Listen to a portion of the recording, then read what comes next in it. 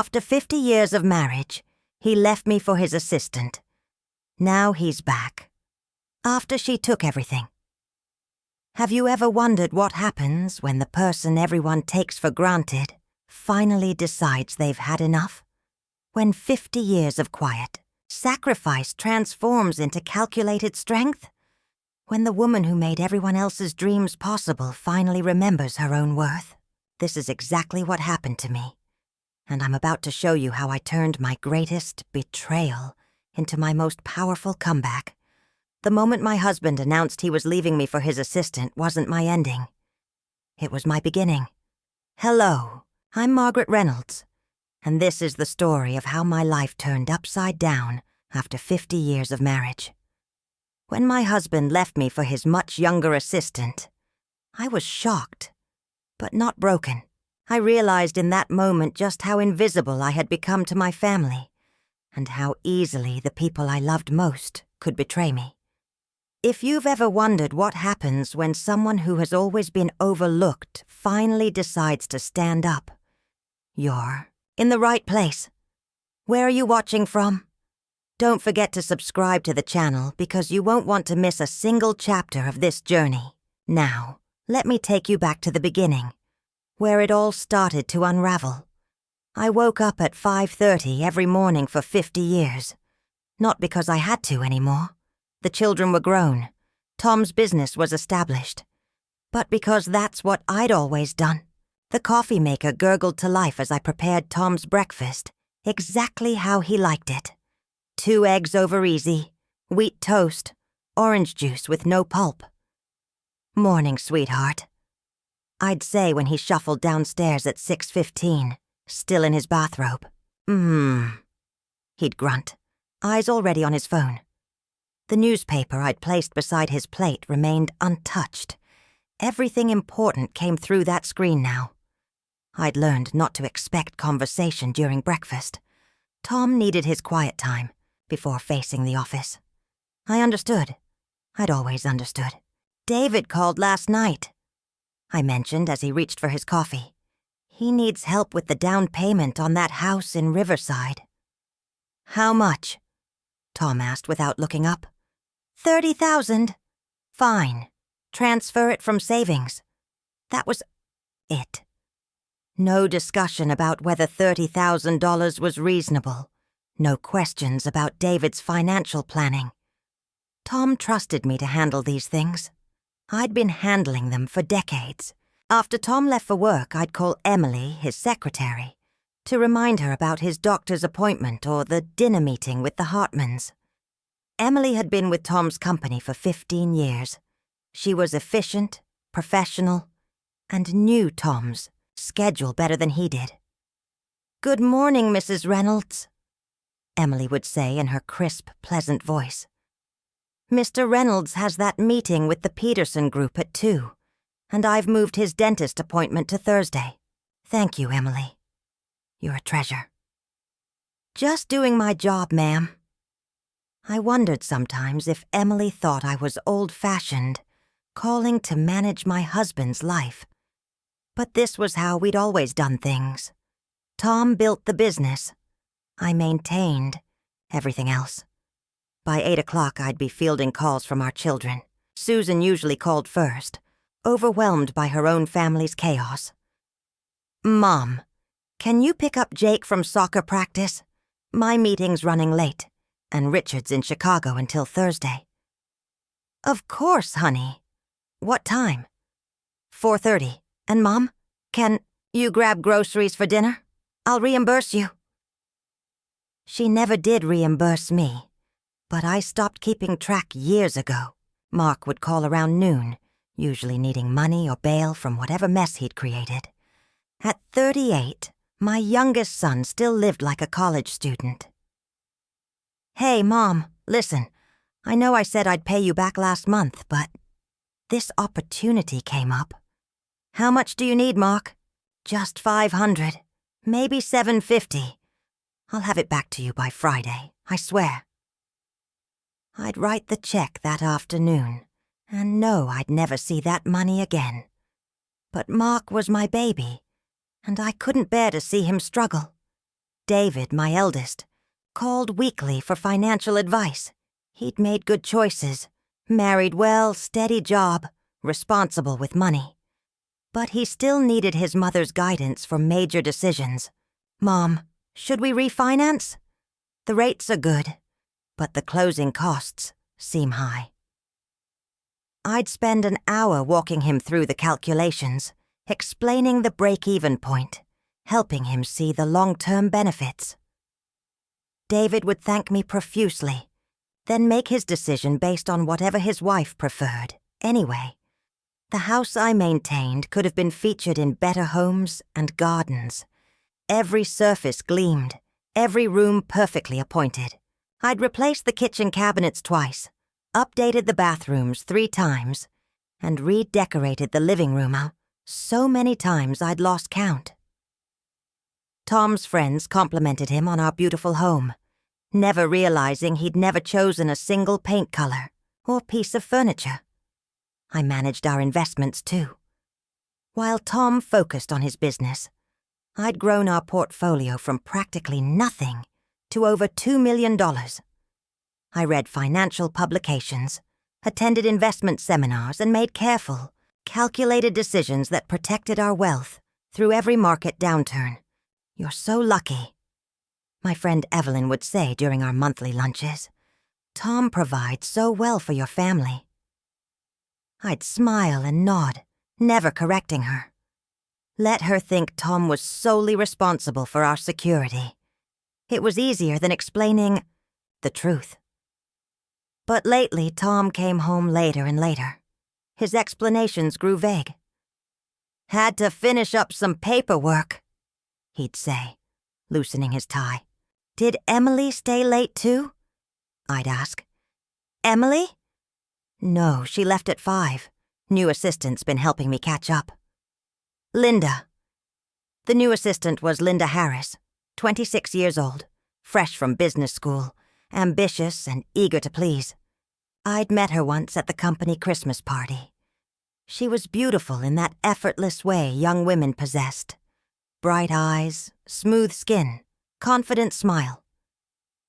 She'd shaken my hand politely and immediately turned her attention to more important people. I told myself I was being paranoid. Tom was 68 years old, established, secure. Why would he jeopardize everything we'd built together?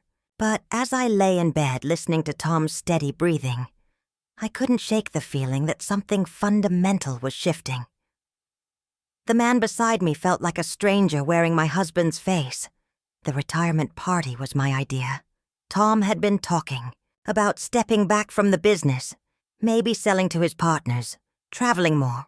After 50 years of hard work, he deserved recognition. I spent 3 months planning every detail. The venue, the catering, the guest list, the slideshow chronicling Tom's career. I wanted it to be perfect. A celebration worthy of the man who'd built something from nothing. Looking back, I realized I was planning my own farewell without knowing it. The retirement party was scheduled for Saturday evening at the Riverside Country Club. I wore my navy dress, the one Tom had complimented at Susan's wedding 3 years earlier, and the pearl necklace he'd given me for our 25th anniversary. "You look beautiful, sweetheart," I said as Tom adjusted his tie in our bedroom mirror. He glanced at me briefly. "You too." The response felt automatic, like he was reading from a script he'd memorized decades ago. The ballroom looked spectacular. White tablecloths, centerpieces of Tom's favorite flowers, photos from 5 decades of his career, displayed on easels around the room. I'd invited everyone who mattered to Tom. Business partners, employees, family friends, our children, and their spouses. "Mom, this is incredible," Susan said as she surveyed the decorations. "Dad's going to love this." I hoped so. I'd poured my heart into making this night special for him. By 7 o'clock, the room was full. Tom mingled easily, accepting congratulations and well wishes. I stayed nearby, making sure glasses were filled and everyone felt welcomed. This was my role: the supportive wife, the gracious hostess, the woman who made everything look effortless. At 8:30, Tom's business partner, Robert, called for everyone's attention. "We're here tonight to celebrate a remarkable man," Robert began. "Tom Reynolds started his company with nothing but determination and vision. He's built something that will outlast all of us." The applause was warm and genuine. Tom smiled, clearly enjoying the recognition. "Now," Robert continued, "Tom has a few words to share." Tom stepped to the microphone, and I felt a surge of pride. This was our moment, the culmination of 50 years of partnership, sacrifice, and shared dreams. "Thank you all for being here," Tom began, his voice steady and confident. "When I started this company 40 years ago, I never imagined it would grow into what it's become today." He talked about the early struggles, the breakthrough moments, the people who'd helped along the way. I smiled and nodded, remembering those difficult years when we'd eaten pasta for weeks to make payroll. "I couldn't have done any of this alone," Tom continued, and my heart swelled. Finally, he was going to acknowledge my role, my sacrifices, my unwavering support. The truth is, I've been thinking about what comes next for quite some time. Margaret and I have been married for 50 years, and she's been exactly what I needed her to be. Something in his tone made me uneasy. The room had grown very quiet. But life is short, and happiness is precious, and sometimes you have to make difficult choices. I felt ice forming in my stomach. "I want you all to know that I'm leaving Margaret. I've found someone who makes me feel alive, again, who shares my vision for the future. Linda and I are going to build a new life together." The silence was deafening. I looked around the room and saw shocked faces, dropped jaws, eyes wide with disbelief. Susan's hand flew to her mouth. David's face had gone pale. Mark looked like he'd been slapped. Linda stepped forward from where she'd been standing near the bar. She wasn't wearing the modest business attire I was used to seeing her in. Tonight she wore a red dress that hugged every curve, her hair styled in waves that cascaded over her shoulders. She looked radiant, confident, completely unashamed. Tom reached for her hand, and she joined him at the microphone. "I know this is unexpected," Tom continued, his arm sliding around Linda's waist. "But Linda and I want to be honest about our relationship. We're in love, and we're not going to hide it anymore." The murmur that arose from the crowd sounded like a swarm of angry bees. I could hear fragments of whispered conversations. "Can't believe he'd... Poor Margaret.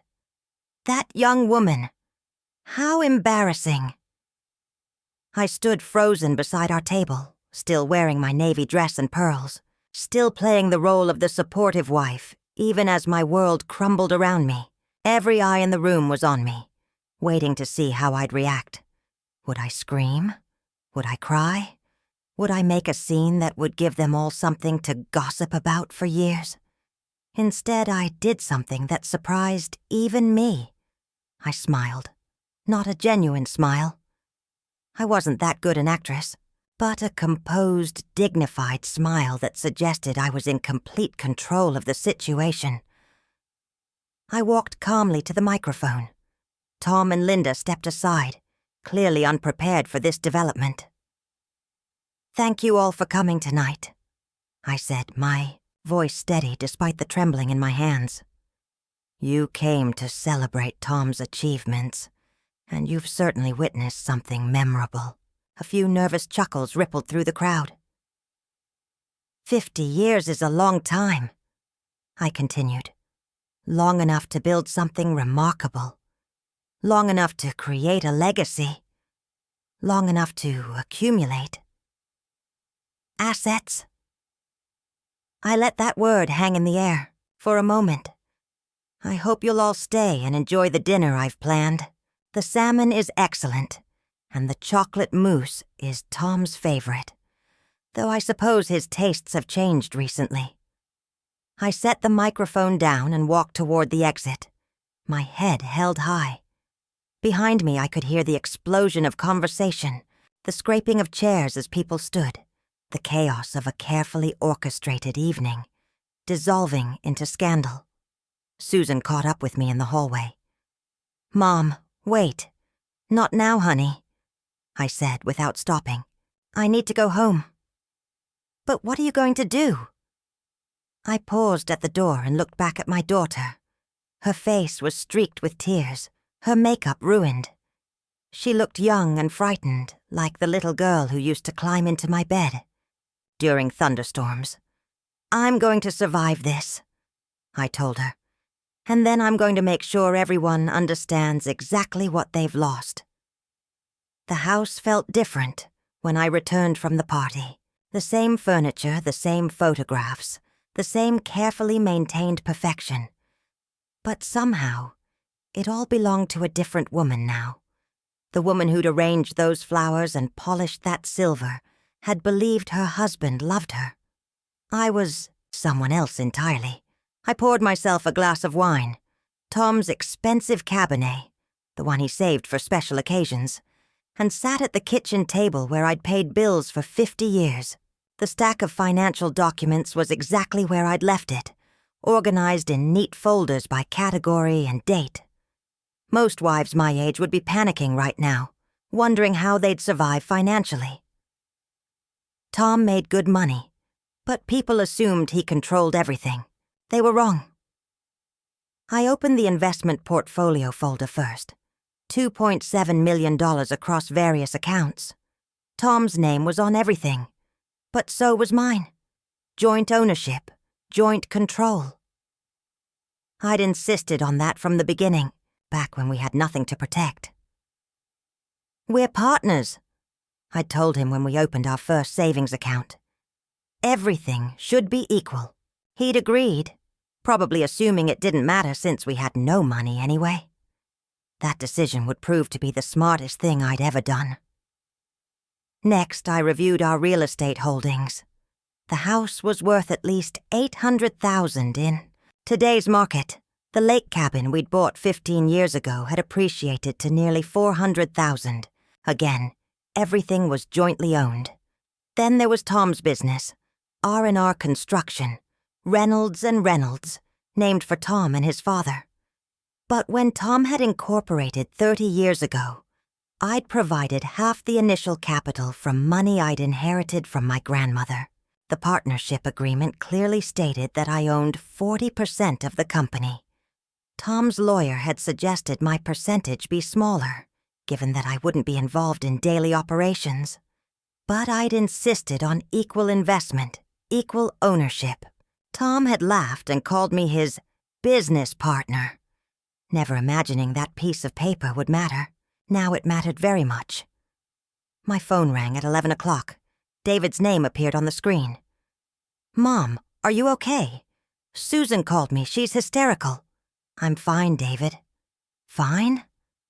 "Mom, what Dad did tonight was unforgivable. In front of everyone. Humiliating you like that?" "Yes, it was humiliating," I agreed. "But it was also informative." "What do you mean?" "I mean, I learned something important about your father tonight, and about myself." David was quiet for a moment. "What are you going to do?" "I'm going to protect my interests, and I suggest you and your siblings do the same." "What's that supposed to mean?" I sipped my wine and considered how much to tell him. "David, where do you think your monthly allowance comes from?" "What do you mean?" "Dad's business." "No, sweetheart. Your allowance comes from our investment portfolio, the one I've been managing for 25 years. Tomorrow morning I'm going to review all our financial arrangements." "Mom, you're scaring me." Good. You should be scared. Change is coming. After I hung up, I called Evelyn. My oldest friend would be awake. She'd always been a night owl. Margaret, I just heard about the party. Are you all right? I need to ask you something, Evelyn. That son of yours, Brian, he's still a financial advisor, isn't he? Yes, why? I need professional help, the kind that puts my interests first. Evelyn was quiet for a long moment. What are you planning, Margaret? I'm planning to stop being invisible. I spent the next 3 hours reviewing every document in my filing system. Bank statements, investment records, insurance policies, tax returns, business agreements. I'd kept meticulous records for decades, never knowing they'd become weapons. By 2 a.m, I had a complete picture of our financial situation. More importantly, I understood exactly how much power I'd been wielding without realizing it. The joint checking account that funded everyone's lives. I could freeze it with one phone call. The trust funds for the grandchildren's education. I was the trustee. The line of credit that kept Mark afloat. It was secured by assets I jointly owned. Even David's allowance, the monthly transfer that supplemented his teacher's salary, came from accounts bearing my name. For 50 years, I'd been the financial backbone of this family.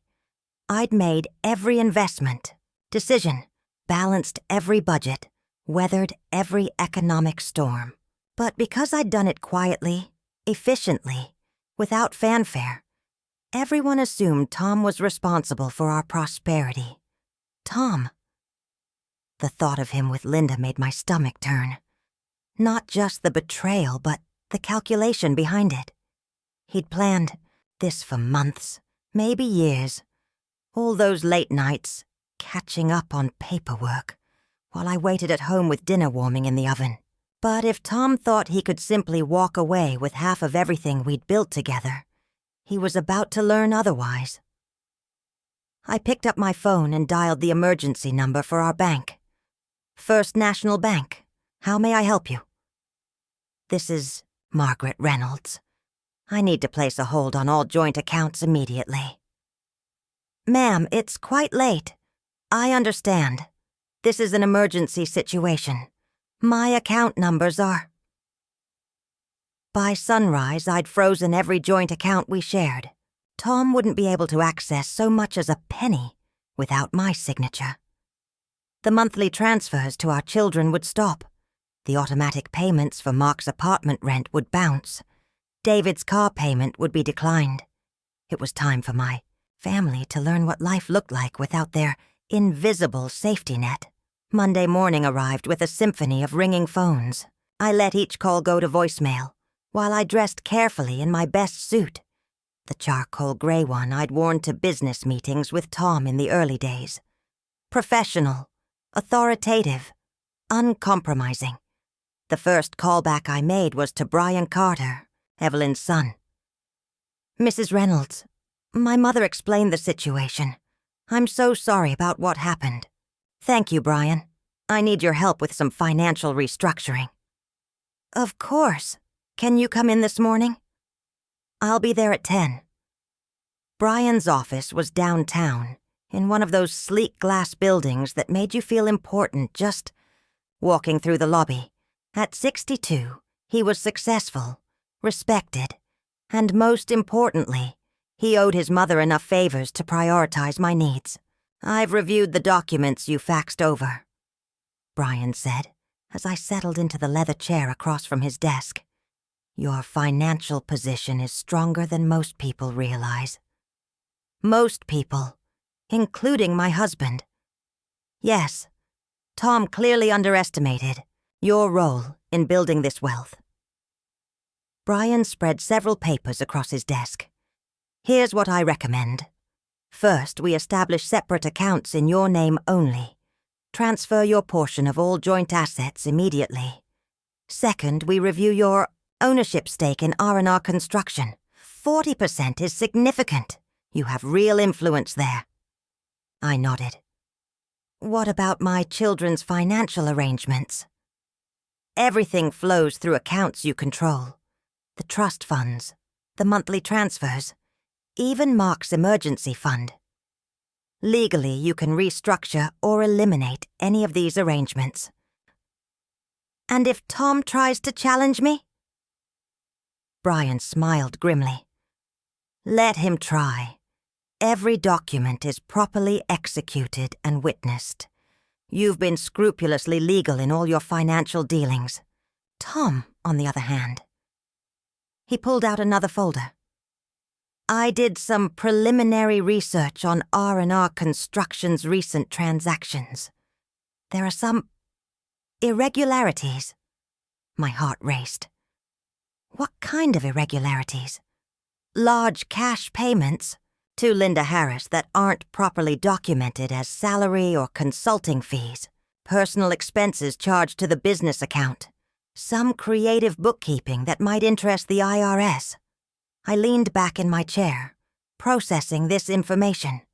Tom had been sloppy, careless, too confident that no one was watching. He'd forgotten that I'd helped build his business from nothing, that I understood every aspect of its operations. What do you recommend? For now, we secure your position and wait. Document everything. Let Tom make the first aggressive move. When he does, we'll be ready. I spent the rest of the morning signing papers and opening new accounts. By noon, I had complete financial independence. More importantly, I had leverage. My phone had been buzzing constantly. 23 missed calls from various family members. I finally listened to the voicemails during my drive home. David panicked. Mom, my car payment was declined this morning. There's some problem with the bank. Can you call me? Susan, angry. Mother! Jake's tuition check bounced. The school called me at work. This is humiliating. Fix this immediately. Mark, desperate. Mom, I'm at the ATM and it says my account has insufficient funds. That's impossible. Call me back right now. Tom, furious. Margaret, what the hell have you done? The joint accounts are frozen. Call me back immediately. We need to discuss this like adults. Adults. That was rich coming from a man who'd announced his affair at his own retirement party. I drove home slowly, savoring my newfound power. For 50 years, I'd been the family's financial manager, but I'd never used that position strategically. I'd simply maintained stability, solved problems, ensured everyone's comfort. Those days were over. Susan was waiting on my front porch when I arrived, her face flushed with anger. What is going on? She demanded before I'd even gotten out of the car. Hello, Susan. Would you like some coffee? I don't want coffee. I want an explanation. Jake's school called me. Come inside, dear. We need to talk. I unlocked the front door and led my daughter into the kitchen where I'd been managing family finances for decades. Nothing had changed except my perspective. Sit down, Susan. Mother, I don't have time for... Sit down. Something in my tone made her comply. She perched on the edge of a chair like she was ready to flee. I poured myself coffee and settled across from her. Your father left me Saturday night. In front of 200 people, he announced he was leaving his wife of 50 years for a woman young enough to be his daughter. I know, and that was awful, but I'm not finished. I took a sip of coffee. This morning, I took steps to protect my financial interests. All joint accounts are frozen until I decide how to proceed. Susan's eyes widened. You can't do that. Actually, I can. My name is on every account. I've been managing our finances for decades. But Dad's business, your father's business, belongs to both of us. I own 40% of R&R Construction. I provided half the initial capital, and I've been involved in every major financial decision. Susan stared at me like I was speaking a foreign language. That's impossible. Why is it impossible? Because Dad always handled the business stuff. You just managed the house and the family. I set my coffee cup down carefully. Susan, who do you think paid for your wedding? Dad did. No, I did. I liquidated stocks from our portfolio to cover the $35,000 your fairy tale wedding cost. But Dad wrote the checks. From accounts I managed, funded by investments I made. I leaned forward. Susan, who do you think has been paying Jake's private school tuition? Her face went pale. The education fund. The education fund I established and funded. I'm the trustee, not your father. Susan was quiet for a long moment. So when you froze the accounts, Jake's tuition payments stopped, along with everything else I've been quietly funding for years. But you can't punish Jake for what Dad did. I'm not punishing anyone. I'm simply stopping my financial support until I decide how to restructure our family's arrangements. My phone rang. Tom's name on the screen. Excuse me, I told Susan, and answered. Margaret, we need to talk. Hello, Tom. I'm with Susan right now. I don't care who you're with. You've frozen our accounts. This is ridiculous. Our accounts, Tom? I wasn't aware you considered them ours when you decided to leave me for your assistant. That's different. This is about money. Everything's about money, Tom. You taught me that. I could hear him breathing heavily. I'm coming over. No, you're not. This is my house now. Our house. Actually, it's my house. Joint ownership, remember? And I'm revoking your access until we settle our affairs. I hung up and turned back to Susan, who was staring at me with something approaching awe. Mom, I had no idea I never realized. That I was capable of protecting myself. Neither did I until Saturday night. The war began in earnest on Tuesday morning. Tom arrived at my door at 7:30, still dressed in yesterday's clothes, looking like he hadn't slept. We need to talk, he said when I opened the door. Good morning, Tom. You look terrible. Margaret, this is insane. You can't cut off access to our accounts. I can, and I did. Coffee? I led him into the kitchen, the same kitchen where we'd shared breakfast every morning for 50 years. He sat heavily at the table while I poured coffee into his favorite mug, a small gesture that felt both kind and cruel. The business needs those accounts, Tom said. Payroll is due Friday. The business has its own accounts, unless you've been mixing personal and corporate funds, which would be problematic. Tom's face flushed. You know how cash flow works. Sometimes we need to bridge between accounts. With proper documentation, of course. Of course. But his eyes shifted away from mine, and I knew Brian had been right about the irregularities. Tom, I've been thinking about our situation. We need to discuss how to divide our assets fairly. Divide? He looked shocked. Margaret, I don't want a divorce. I just want... I need some space to figure things out. Space? You announced your relationship with Linda in front of 200 people. You've moved in with her. Yes, I know about the apartment downtown. What exactly are you trying to figure out? It's complicated. It seems quite simple to me. You've chosen someone else. Now we need to untangle 50 years of shared assets and obligations. Tom ran his hands through his hair. What about the kids? You're punishing them for my mistakes. I'm not punishing anyone. I'm simply restructuring our financial arrangements to reflect our new reality. But David's car payment, Susan's tuition payments, are luxury expenses that I've been funding from my investment portfolio. They're not entitlements, Tom. They're gifts, and gifts can be discontinued. My phone rang. David's name appeared on the screen. "Excuse me," I said, and answered.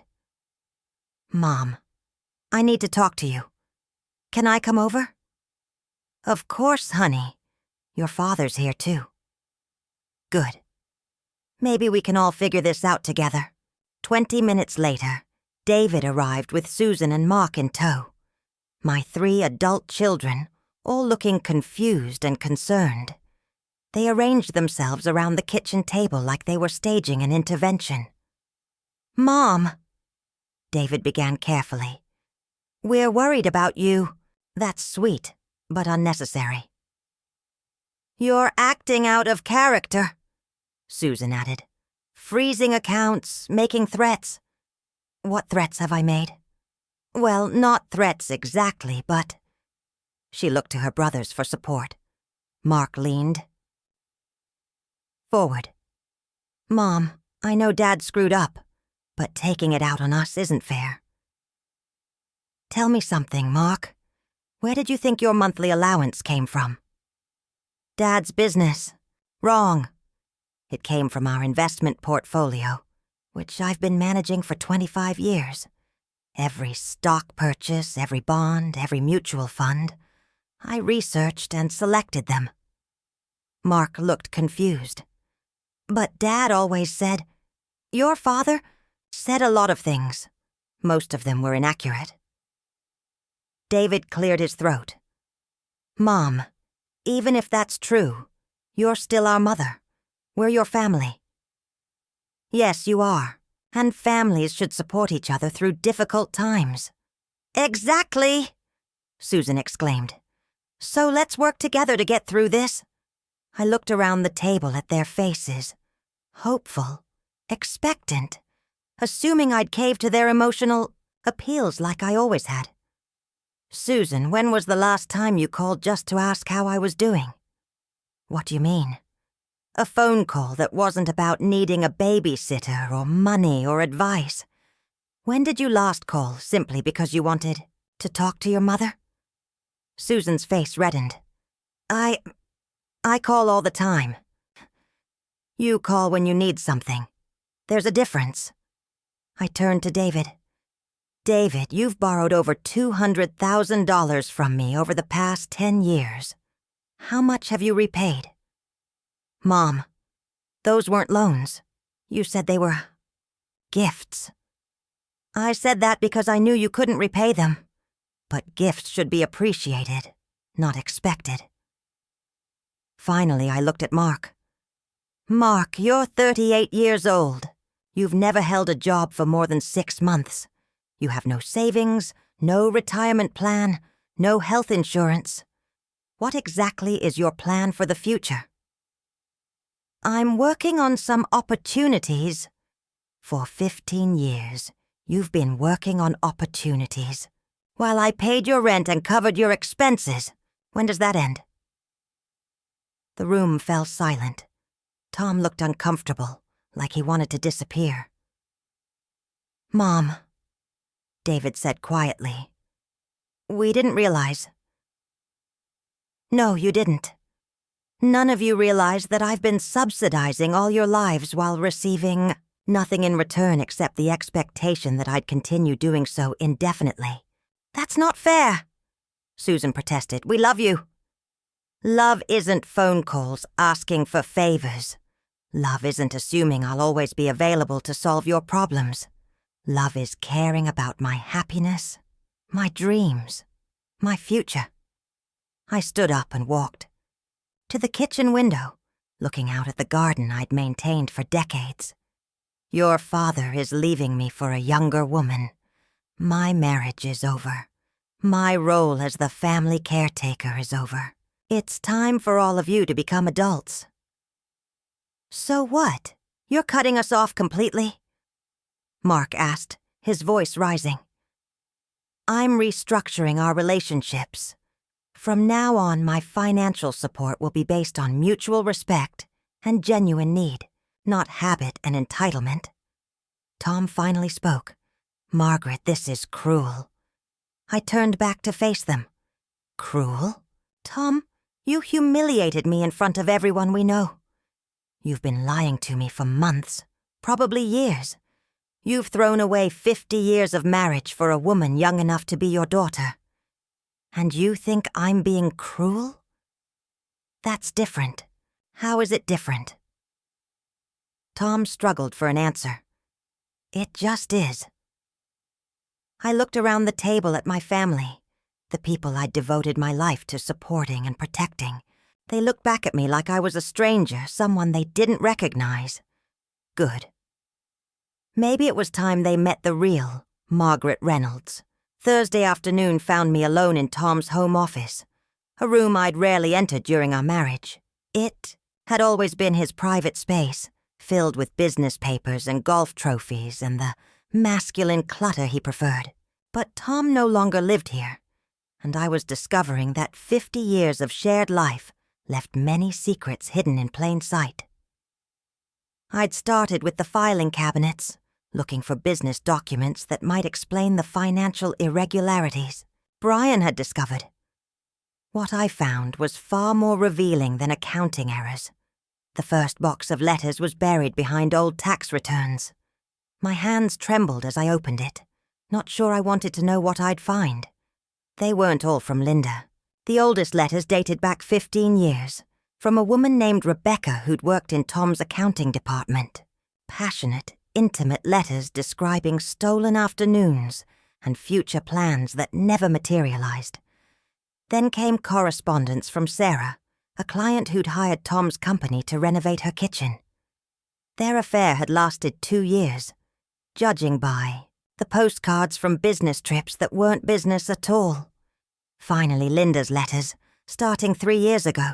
These were different from the others, calculating rather than passionate, focused on advancement and opportunity rather than love. "I know this isn't easy for you," Linda had written in one recent letter. "But Margaret's had her time. She's served her purpose. Now it's my turn to help you build something new." Served her purpose, like I was an employee being terminated after decades of service. I was reading Linda's letters when I heard footsteps in the hallway. Tom's key turned in the front door lock. "Margaret, are you here?" I didn't answer. Let him find me. Let him explain this mountain of evidence. "Margaret!"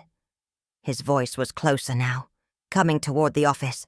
He appeared in the doorway and stopped short when he saw me sitting behind his desk, surrounded by boxes of letters and photographs.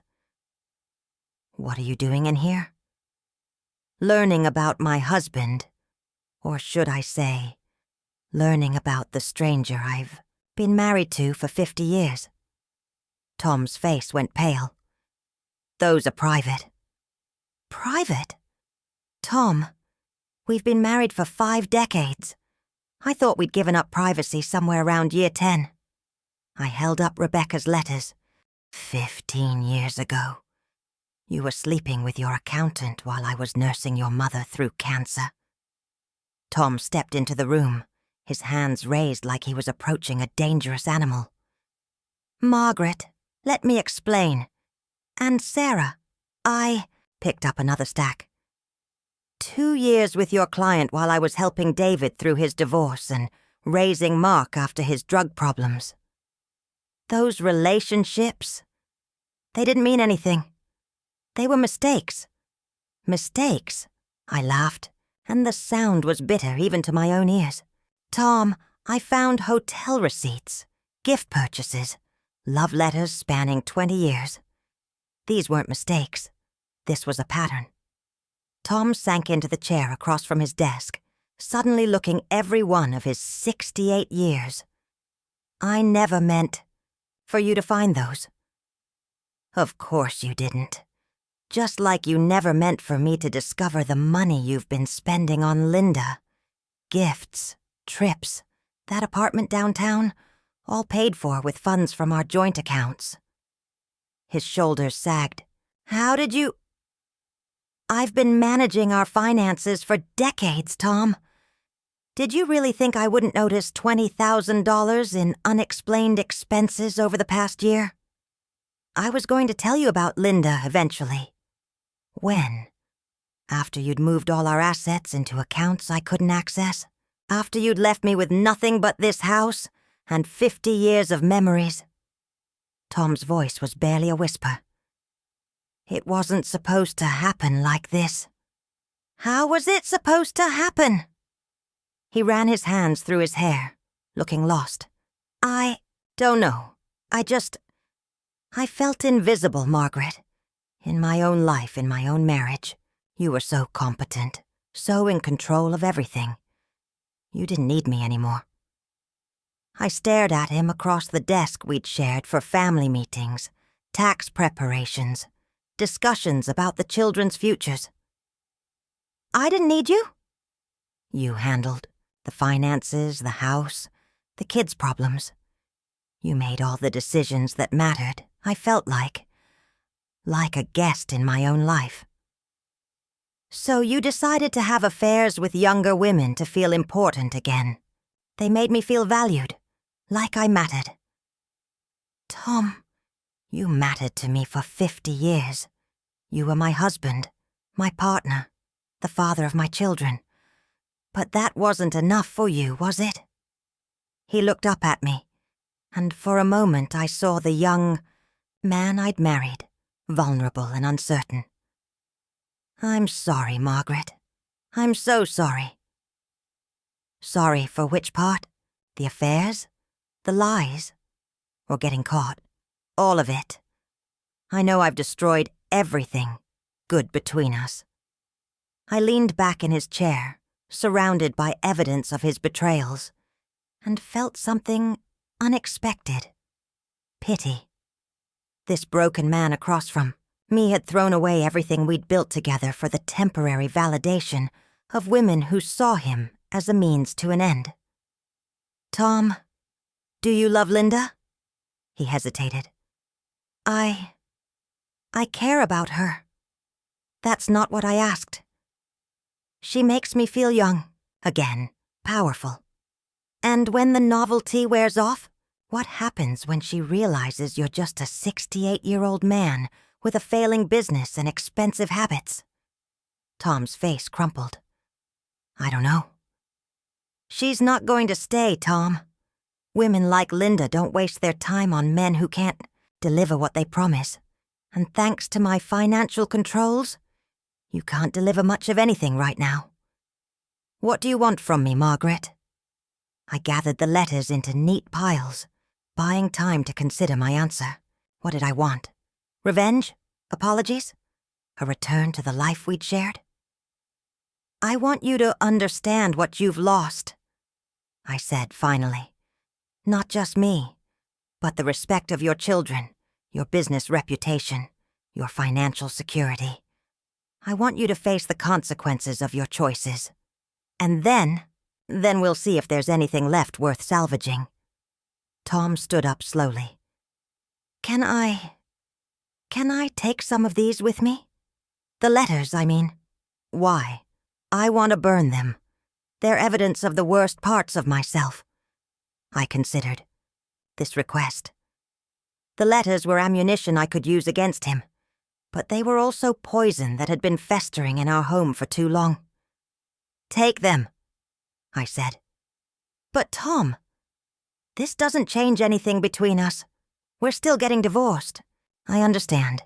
After he left, I sat alone in his office, finally understanding the full scope of his deception. 20 years of affairs, hidden expenses, lies told so smoothly, I'd never suspected. I'd been married to a stranger who wore my husband's face. But I also understood something else. I was stronger than I'd ever imagined. Tomorrow I would meet with my lawyer and begin the process of formally ending our marriage. I would protect my assets, secure my future, and rebuild my life on my own terms. The woman who'd organized Tom's retirement party was gone forever. In her place was someone harder, smarter, and completely unwilling to be anyone's invisible safety. Net ever again? Sunday dinner at my house had been a family tradition for 30 years. Every week, my children and their families would gather around the dining room table I'd inherited from my mother, sharing news and enjoying the elaborate meals I'd spend hours preparing. This Sunday would be different. I'd called each of them on Friday, using the tone that brooked no argument, the voice they remembered from childhood when they'd pushed too far. Family meeting, Sunday at 2 o'clock. Don't be late. Susan had tried to negotiate. Mom, Jake has soccer practice. Cancel it. David had offered excuses. I promised to help Richard with his deck. He'll have to wait. Mark had simply whined. Do I have to come? Things are really awkward right now. Yes, you have to come. All of you. By 2 o'clock, they were all seated around my table, looking uncomfortable and slightly resentful. Susan kept checking her phone. David drummed his fingers on the tablecloth. Mark slouched in his chair like a teenager forced to attend a family function. I'd prepared lunch, nothing elaborate, just sandwiches and soup. But the real purpose of this gathering wasn't food. Thank you all for coming, I began, standing at the head of the table where Tom usually sat. I know this has been a difficult week for everyone. Mom, Susan interrupted. Before you say anything, I want you to know we've been talking, and we understand you're upset. Let me finish. Something in my tone made her close her mouth. I've spent the past week reviewing our family's financial arrangements. I've also discovered some disturbing information about your father's behavior over the past 20 years. I opened the folder I'd placed beside my plate. Inside were bank statements, investment summaries, and copies of the most damaging documents I'd found in Tom's office. David, you've received approximately $200,000 from me over the past 10 years. Susan, I've paid Jake's private school tuition for 6 years, $63,000 total. Mark, your rent, car payments, and living expenses have cost me nearly $100,000 over the past 5 years. Mom, David said quietly, you said those were gifts. They were gifts. Gifts I gave freely because I loved you and wanted to help. But gifts given out of love should inspire gratitude, not entitlement. I pulled out my phone log from the past 6 months. Susan, you've called me 87 times since January. 74 of those calls were requests for money, babysitting, or favors. 13 were actual conversations about my life. Susan's face flushed red. That's not fair. David, you called 43 times.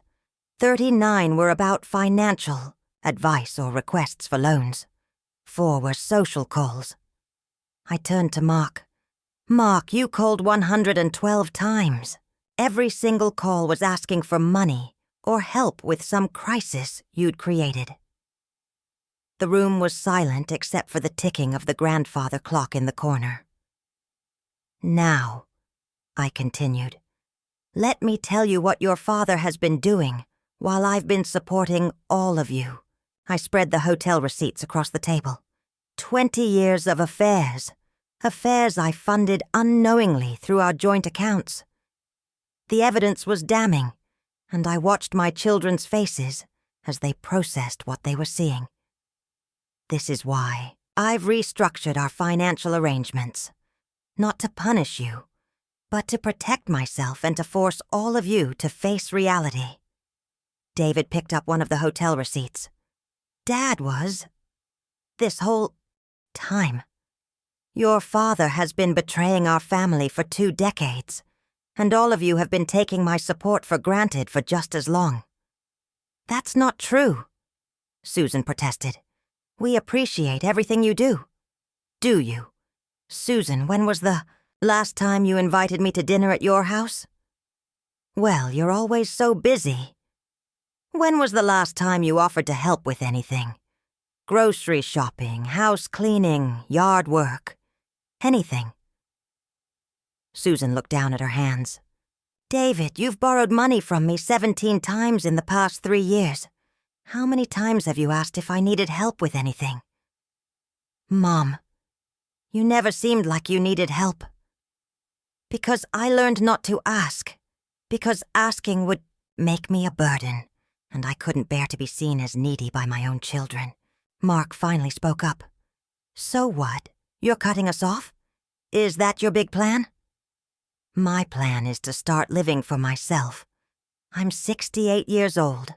I've spent 50 years taking care of everyone else's needs while ignoring my own.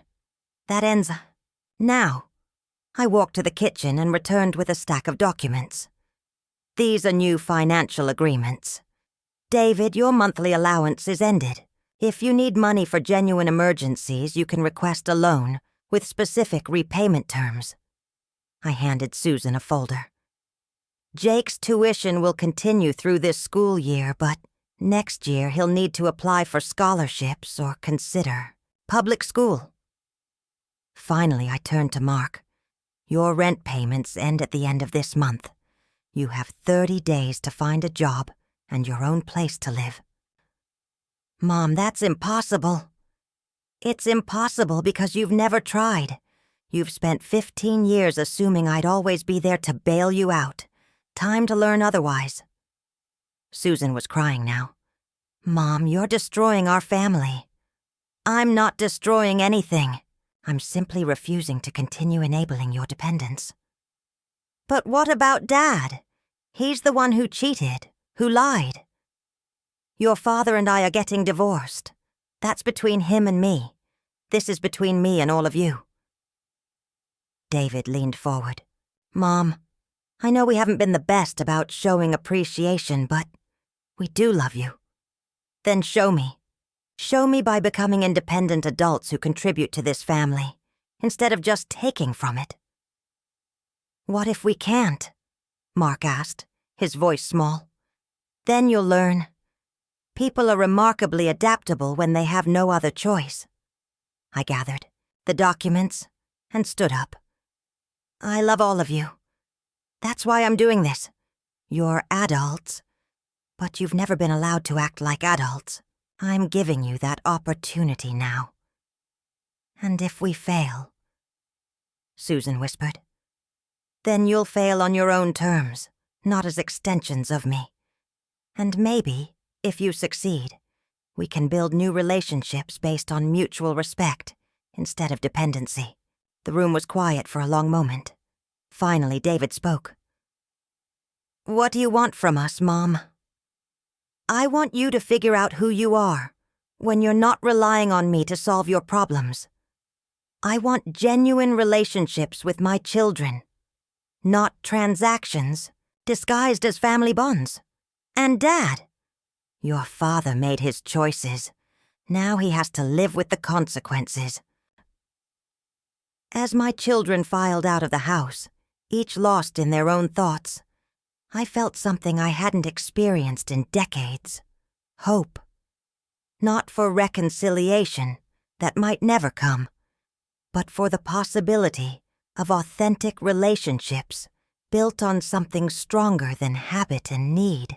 For the first time in 50 years, I was putting myself first. It was terrifying and liberating in equal measure. The call came on a Tuesday morning 3 weeks later. Tom's voice was strained, defeated in a way I'd never heard before. Margaret, we need to talk. Can I come over? About what? About everything. About us, about the business, about Linda. I set down my coffee cup and looked out the kitchen window at the garden I'd been neglecting. What about Linda? She's gone. I shouldn't have felt satisfaction at those words, but I did. Gone where? Just gone. She cleaned out the apartment and left a note saying she couldn't handle the complications anymore. What complications would those be? Tom's laugh was bitter. Apparently, Being involved with a man whose wife controls half his assets was more complicated than she'd bargained for. I didn't respond. Let him explain himself. Margaret, I've made terrible mistakes. I know that. But I want to try to fix things between us. Fix things? Tom, you announced you were leaving me in front of 200 people. You've been having affairs for 20 years. You've stolen money from our joint accounts to fund your relationships. What exactly do you think you can fix? I can't undo what I've done, but I can try to make amends. Come over at 2 o'clock. We'll talk. Tom arrived precisely at 2, looking older than his 68 years. His hair needed cutting, his clothes were wrinkled, and he moved like a man carrying invisible weight. I led him into the living room, neutral territory, not the kitchen where we'd shared so many conversations over the decades. You look tired, I said. I haven't been sleeping well. Guilt will do that. Tom winced. I deserve that. You deserve much worse. He sat heavily on the couch where we used to watch television together, back when we were a functioning couple. Margaret, I know I've lost your trust, your respect, probably your love, but I want you to know that leaving you was the biggest mistake of my life. Leaving me wasn't your biggest mistake, Tom. Betraying me for 20 years was your biggest mistake. Leaving me was just the most honest thing you've done in decades. I want to come home. This isn't your home anymore. I know. But maybe we could try counseling. See if there's anything worth salvaging. I studied his face, looking for signs of the man I'd married 50 years ago. He was still there, underneath the lines and the guilt and the consequences of his choices. Tom, do you know what the hardest part of all this has been? The humiliation? No, the loneliness. Not the loneliness of being without you now. I've actually been quite content on my own. The loneliness of realizing I was alone for years, while thinking I was married. Tom looked down at his hands. I know. Do you? Do you really understand that every night you came home late from work, while you were actually with another woman? I was here waiting for you, making dinner, managing our life, being faithful to a marriage that only existed in my imagination. Margaret, I'm not finished. Do you understand that every time you made love to me after being with someone else, you were violating something sacred? That every lie you told me, every cover story, every false explanation was another betrayal? Tom was crying now, tears running down his cheeks unchecked. I'm so sorry. Sorry isn't enough. What can I do? Tell me what I can do to fix this. I leaned back in my chair and considered his question. What could he do? Could decades of betrayal be forgiven? Could trust be rebuilt? Could love survive the weight of such deception? Tom, I want you to listen to me very carefully. I'm going to tell you exactly what needs to happen if you want any chance of reconciliation. He looked up hopefully. First, you sign over your half of this house to me. Completely. This becomes my property, alone. His face fell. Margaret, this house is worth $800,000. Yes, I know. Consider it partial compensation for 20 years of emotional abuse. Emotional abuse? What would you call lying to your spouse for 2 decades? Stealing marital funds for affairs? Destroying the foundation of your family? Tom was quiet. Second, you agree to therapy, not couples counseling. Individual therapy to figure out why you thought it was acceptable to betray your family repeatedly. I'll do that. Third, you rebuild your relationship with our children, not with my help, not through me as an intermediary. You face them directly and honestly, about what you've done? What if they won't forgive me? Then you'll live with that consequence. Tom nodded slowly. Fourth, you agree to complete financial transparency. Every account, every expenditure, every business decision gets shared with me. No more secrets. And if I do all that, then maybe, we can explore whether there's anything left between us worth saving. Tom was quiet for a long moment. And if there isn't, then we proceed with the divorce and you'll have learned something about integrity in the process. Margaret, I have to ask, why are you even considering giving me another chance? It was a fair question. Why was I? After everything he'd done, after all the lies and betrayals, why wasn't I simply walking away? Because 50 years of marriage deserves more than a retirement party announcement. Because our children deserve to see whether their parents can model forgiveness and growth. And because... I paused, surprised by my own answer. Because I'm curious to see if the man I married is still in there somewhere, underneath all the selfishness and deception. And our children? What about their financial support? That's between me and them. But Tom, they're learning to be independent for the first time in their lives. David got a second job. Susan enrolled Jake in public school and started appreciating what she has. Mark finally found steady employment. Really? It turns out they're more capable than any of us realized. They just needed motivation. Tom stood up to leave. Thank you for giving me this chance. I'm not giving you anything yet. I'm offering you the opportunity to earn what you threw away.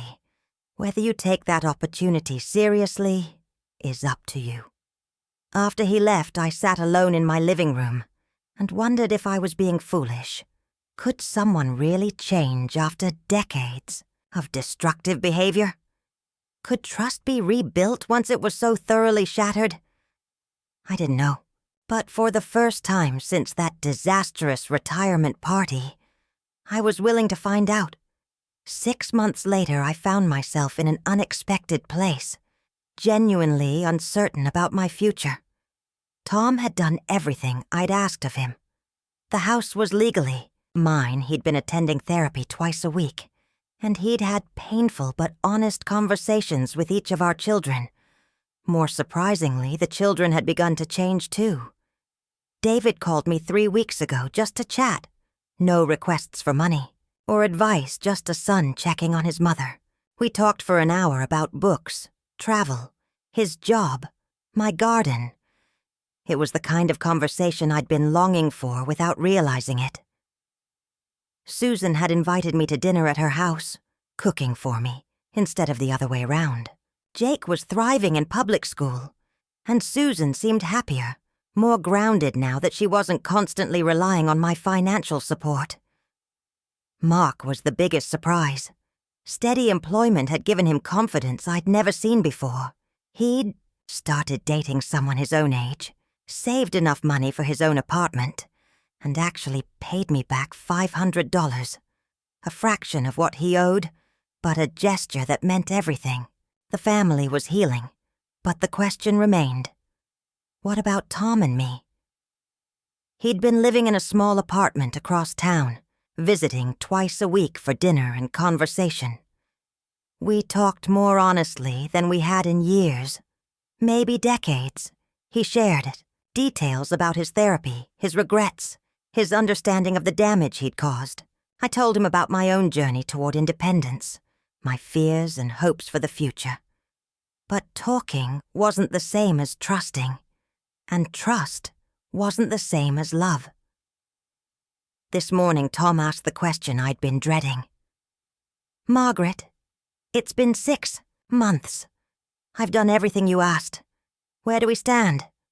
We were sitting in my kitchen now, drinking coffee from mugs I'd chosen and paid for with money I'd earned through careful investing. I don't know, I said honestly. That's not an answer I can live with indefinitely. It's the only answer I have right now. Tom set down his coffee cup. I understand that you may never be able to forgive me completely, but I need to know if you're willing to try rebuilding our marriage, or if I should start planning a life without you. And if I choose to rebuild, what would that look like? Whatever you want it to look like. Separate bedrooms if you need space. Counseling for both of us. Complete transparency about everything. I'll earn back your trust one day at a time for as long as it takes. And if I choose divorce, then I'll respect that decision and try to be the best ex-husband and father I can be. I looked across the table at this man I'd loved for half a century and tried to imagine both futures. A marriage rebuilt on new foundations, honest but forever shadowed by betrayal. Or a clean break, the freedom to build something entirely new at 68 years old. Tom, can I ask you something? Anything. Do you love me? Not from habit, not from guilt, not because reconciliation is easier than divorce. Do you actually love the woman I am now? He considered the question seriously.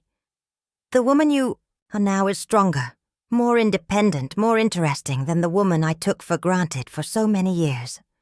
Yes, I love you. More than I loved you before, if that's possible. Why? Because now I see you clearly. For 50 years you were so competent, so reliable, so steady, that I forgot you were a real person with needs and dreams of your own. I saw you as my support system instead of my partner. And now? Now I see a woman who rebuilt her entire life in 6 months, who forced her family to grow up and take responsibility, who had the strength to give me a second chance when most people would have walked away. I'm not just in love with you, Margaret. I'm impressed by you. Despite everything, his words touched something deep inside me. Tom, I need more time. How much more time? I don't know. Maybe another 6 months, maybe a year, maybe forever. Tom was quiet for a long moment. What if I told you I'd wait as long as you need? I'd say that's a nice sentiment, but we're both nearly 70 years old. We don't have unlimited time. Then what do you need from me to make this decision? It was a fair question. What did I need? What would help me choose between the security of independence and the risk of reconciliation?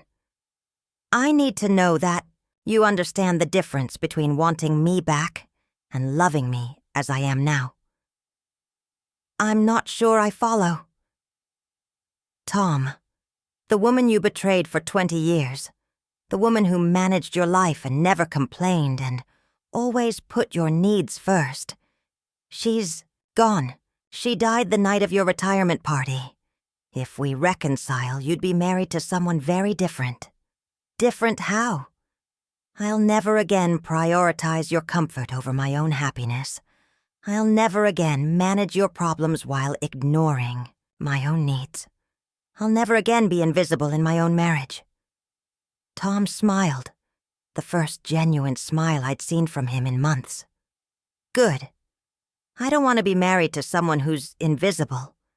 I want to be married to the woman who froze our bank accounts and restructured our family and rebuilt her life from scratch in 6 months, even if that woman is less convenient than the old version. Especially then. I finished my coffee and stood up to rinse the cups, a small domestic gesture that felt both familiar and strange. Tom, I'm going to spend the winter thinking about this. I want to experience a full year of independence before I decide whether to give it up. And in the meantime, we continue as we are. Dinners twice a week, honest conversations, separate lives. I can live with that. Can you? Really? No pressure, no manipulation, no attempts to rush my decision. Margaret, 6 months ago, I was living with a woman who left me the moment things got complicated. I've learned the difference between someone who loves you and someone who loves what you can do for them. I'll wait. After Tom left, I called Evelyn. "How are things with Tom?" she asked. "Complicated." "Are you leaning toward reconciliation or divorce?" "Both. Neither. I honestly don't know." "What does your gut tell you?" "I considered her." Question. What did my instincts say, underneath all the analysis and careful consideration? My gut says I'm not the same woman who married Tom 50 years ago, and he's not the same man. Maybe that's enough foundation for something new, or maybe it's time to start completely fresh. Exactly. Margaret, can I give you some advice? Always. Don't choose based on what's easier, or safer, or more expected. Choose based on what will make you happiest for whatever time you have left. After I hung up, I sat in my living room, in my house, paid for with my investments, and tried to imagine both futures again. In one future, I was alone but free, building new friendships and exploring interests I'd ignored for decades. In the other, I was rebuilding something with Tom, creating a marriage based on truth instead of habit. Both futures seemed possible. Both seemed terrifying. Maybe that was the point. Spring arrived early that year, and with it came a clarity I hadn't expected. I was in my garden, really working in it for the first time in years, not just maintaining it. When I realized I'd already made my choice, I was happy. Not the resigned contentment I'd mistaken for happiness during my marriage, but genuine joy in my daily life. I woke up excited about the day ahead. I made plans that pleased me without considering anyone else's preferences. I'd rediscovered parts of myself that had been dormant for decades. The divorce papers were signed on a Tuesday morning in April. Tom and I sat side by side in the lawyer's office, ending 50 years of marriage with signatures on legal documents. "Any regrets?" Tom asked as we walked out of the building together. About the divorce? No. About the marriage? Only that it took me so long to realize I deserved better. I meant what I said about waiting. "Tom, you can't spend the rest of your life waiting for me to change my mind. That's not fair to either of us." "What is fair, then?" I stopped walking and turned to face him. "Building new lives that make us genuinely happy. Maybe those lives will intersect again someday. Maybe they won't. And our children will adjust. They're stronger than we gave them credit for." Tom nodded slowly. "I still love you." "I know. And I'll always love the best parts of who you were. But love isn't enough to overcome 20 years of betrayal. Trust might have been, but that died the night of your retirement party. We parted ways in the parking lot, two people who'd shared half a century now, going in different directions. That evening, I called each of my children to tell them about the divorce. David took it best. "Are you okay, Mom?" "I'm more than okay. I'm free." "Free to do what?" "Whatever I want. For the first time in 50 years, my time belongs to me." Susan cried, which surprised me. "I keep thinking about all those years you took care of everyone else." "I chose to do that, honey. But I'm choosing differently now." "Are you angry with us? For taking advantage?" "I'm grateful to you for learning to be independent. You're all better people now than you were a year ago." Mark's response was the most direct. "So what happens now? Now I live for myself, and you continue building your own lives. Will you be lonely?" "Mark, I was lonely for years while surrounded by family. Being alone isn't the same thing as being lonely." 2 weeks later, Evelyn and I were planning a trip to Italy. Something I'd dreamed about for decades but never prioritized. "Are you sure you want to travel with a newly divorced woman?" I teased her over lunch. "Honey, I've been waiting 40 years for you to remember you had interests outside that family. This is the most exciting thing that's happened to me in ages." The Italy trip was everything I'd hoped it would be. We ate wonderful food, visited museums, met interesting people, and I felt more like myself than I had in decades. When someone asked about my family, I talked about my children's accomplishments without mentioning their past dependents. When they asked about my husband, I simply said I was recently divorced and loved my independence. No one pitied me. No one suggested I must be lonely or bitter. I was just a woman traveling with her friend, enjoying life. When I returned home, Tom was waiting on my front porch. "I heard about Italy. How was it?" "Wonderful. What are you doing here?" "I wanted to see how you looked when you came back, whether you seemed happy." "And?" "You look radiant, like you're exactly where you belong." "I am." Tom smiled sadly. "I'm proud of you. Thank you. I'm also letting you go. Really letting you go this time. No more waiting, no more hoping you'll change your mind. You've built something beautiful, and I'm not going to interfere with it." "What will you do?" "Learn to be happy on my own terms. Maybe travel some myself. The business is doing well. Your financial management over the years set us up beautifully." "Tom?" "Yeah. I hope you find whatever you're looking for. I hope you keep finding it too." As I watched him drive away, I felt something I hadn't expected. Gratitude. Not for the marriage we'd had, but for the divorce that had freed me to become myself. 6 months later, I was volunteering at the literacy center downtown when I met James, a retired teacher whose wife had died 3 years earlier.